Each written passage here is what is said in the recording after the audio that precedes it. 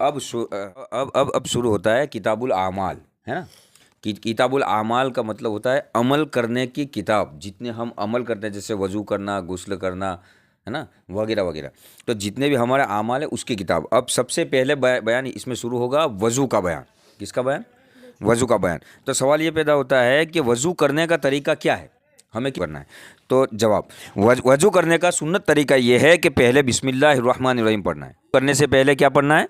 बिस्मिल्लाहिर्रहमानिर्रहीम। जाके सीधे बैठ नहीं जाना है, बल्कि सबसे पहले क्या करना है? बिस्मिल्लाह पढ़ना है। फिर मिसवाक करें। मिसवाक समझते हो ना, दातुन, गुजराती में दातन कहा जाता है। पहले बिस्मिल्लाह पढ़ें, उसके बाद मिसवाक करें। अगर मिसवाक न हो तो उंगली से दांत साफ करें।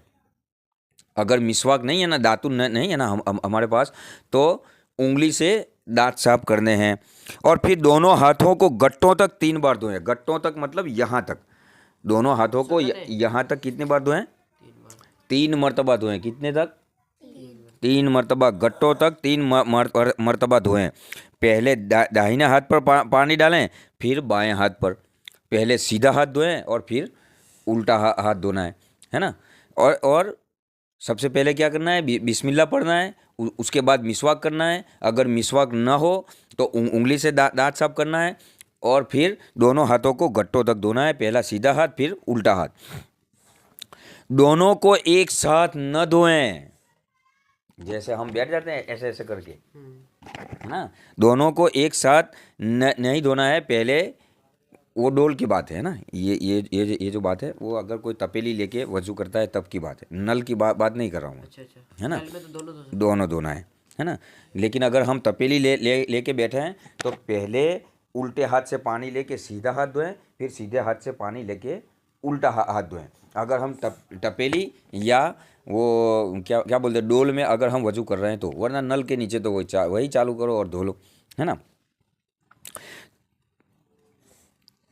दोनों एक साथ न धोएं।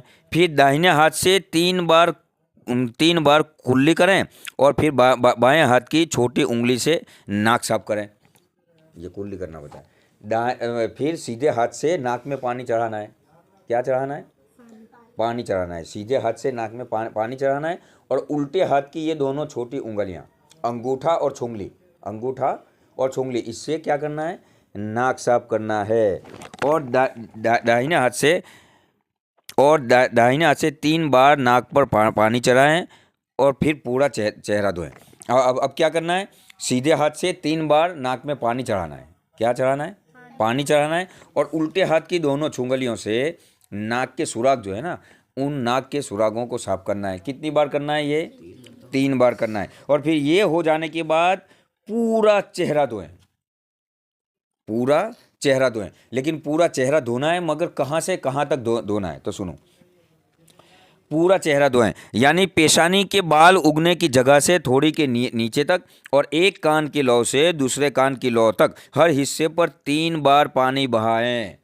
पेशानी के बाल उगने की जगह से लेकर ये थोड़ी जो है ना, उसके नीचे तक, और एक कान की लौ से, यहाँ से लेके एक कान की लौ से दूसरे कान की लौ तक पूरे चेहरे पर 3 मरतबा पानी बहाएं, यानी पूरा चेहरा अच्छे से धोएं। 3 मरतबा पानी बहाएं, हर हिस्से पर पानी बहाएं। उसके बाद दोनों हाथों को कोहनियों समेत 3 मरतबा धोएं। और उसके बाद क्या करना है? दोनों हाथों को कोहनियों समेत, यहाँ तक कोहनियाँ अंदर आ जाएं। ये नहीं कि कोहनियों के नीचे तक, नहीं, कोहनियों समेत 3 मरतबा धोएं। कितनी मरतबा धोएं? 3 मरतबा धोएं। लेकिन धोने का तरीका ये है, ये हाथ धोने का तरीका ये। अब हाथ को किस तरीके से धोया जाए? तो भाई उंगलियों की तरफ से शुरू करेंगे धोना, इधर से नहीं बल्कि इधर से। हाँ, हम लोग बैठते हैं नल के नीचे तो ऐसे करके हाथ रख देते हैं, है ना। गुट्टा नहीं, बल्कि उंगलियों की तरफ से धोना शुरू करें, ताकि वो अच्छे से, अगर हम यहाँ से धोएंगे तो यहाँ पर कुछ जगह बाकी रह जाती है, वहाँ पे पानी नहीं पहुँचता है। लेकिन अगर यहाँ से हम गिराना शुरू करेंगे तो पानी अच्छी तरीके से पहुँच जाएगा। तो हाथ को धोना कहाँ से शुरू करना है? उंगलियों की तरफ से पानी डालें, कोहनियों की तरफ से न डालें। फिर एक बार दोनों हाथों से पूरे सर का मसा करें और फिर कानों और गर्दन का एक एक बार मसा करें और फिर दोनों पाँव टखनों समेत धोएं। क्या करना है? दोनों हाथों से पूरे सर का मसा करना है, दोनों हाथों से पूरे सर का मसा करना है और फिर कान की उंगलियों से खिलाल करें, है ना, उंगलियों से खिलाल करें एक बार और फिर गर्दन का मसा करें एक बार और फिर जब ये ख़त्म हो जाए तो दोनों पाँव को टखनों तक धोना है। कहाँ तक धोना है? ये गट्टे हैं ना पाँव के, है ना, टखनों तक धोना है दोनों पाँव को। ये है वज़ू का तरीका। अस्सलामु अलैकुम वरहमतुल्लाहि वबरकातुहू।